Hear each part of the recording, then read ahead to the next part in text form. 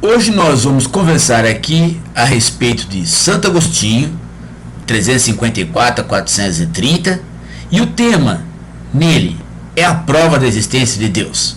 É uma pílula filosófica para você gostar desse autor, para você gostar deste filósofo. Venha comigo.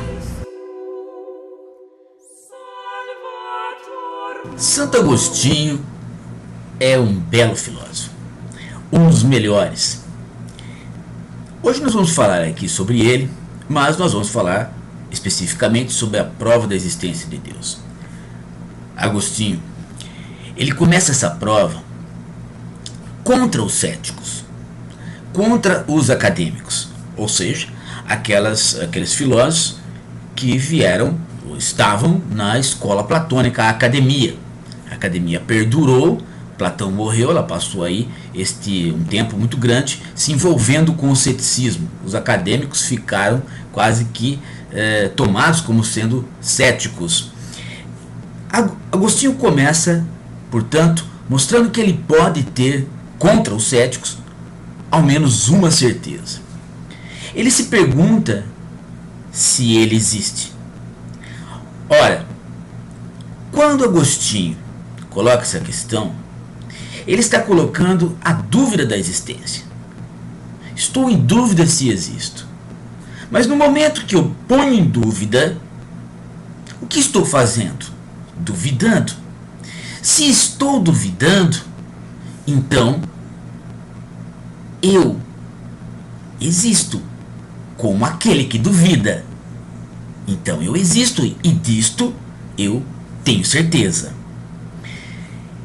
Esta é uma plataforma para Agostinho começar a dizer depois então que ele não é um cético, que ele tem argumentos contra o cético, que ele pode dizer que ele tem pelo menos uma certeza, mas também isso é uma plataforma para ele começar a falar a respeito de quem é esta pessoa que existe. Esta pessoa é um ser vivo. Ora, Agostinho penetra aí por um campo da sua hierarquia sobre o ser. O que é isto? É colocar uma escala que vai do menos para o mais. Do menos para o mais em que sentido?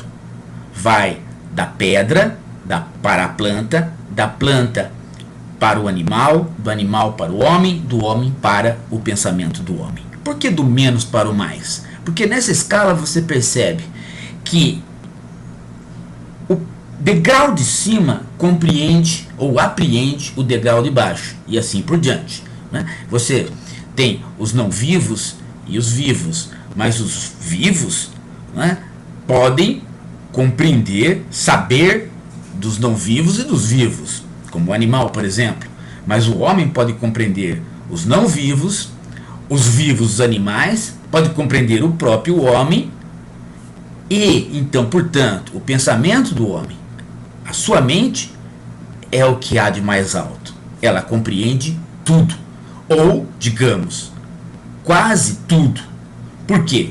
Porque eu tenho que perguntar se há alguma coisa para além da mente humana, se há alguma coisa superior. Eu descubro que há. Por quê?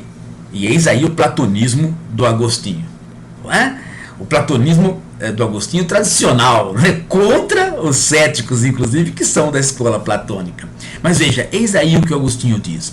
Ele diz, olha, a mente humana, ela é capaz de fazer enunciados, né, que são, pela linguagem, enunciados falsos e enunciados verdadeiros. Mas veja aí o platonismo. Que tipo de verdade? Há verdades, como as verdades da matemática, que são universais, que são imutáveis, que são necessárias. 3 mais 3 é 6.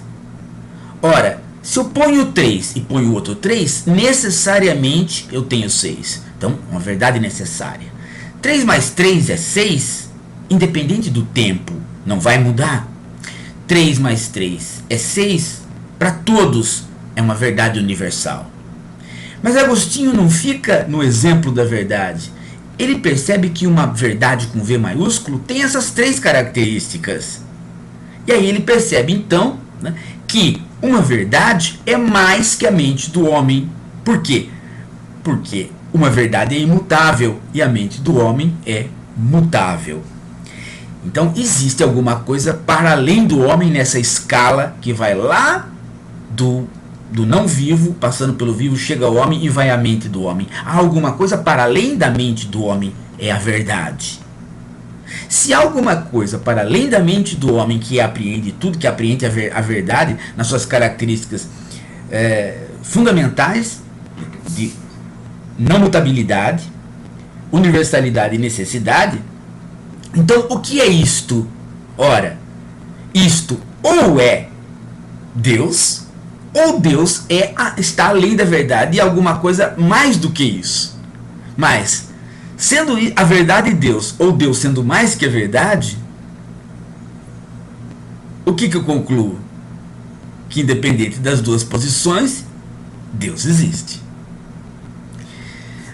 Pois bem, esta prova elegantérrima, né, uma prova interessante, ela dá aí caminho para outras provas mais tarde, São Tomás de Aquino, Santo Anselmo, inclusive a prova de Santo Anselmo é uma prova discutida até hoje, mas ela também dá uma característica central para entendermos a filosofia do Santo Agostinho, a sua relação com a religião, porque ele é um homem da igreja, não um filósofo cristão, católico, ele é um bispo,